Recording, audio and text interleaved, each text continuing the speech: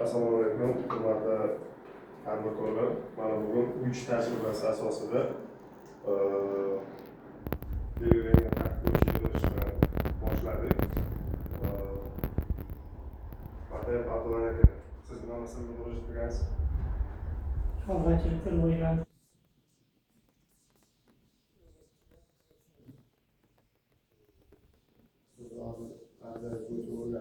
O'sha belgilangan bankda reglamentga to'g'ri kelsa, o'sha kirib ajratish bo'yicha o'zimiz ko'rsatma beramiz.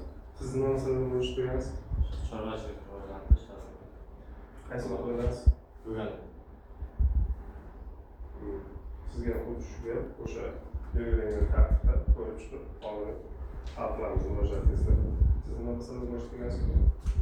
Shu chorvachilik rivojlantirish uchun kredit olmoqchi edim.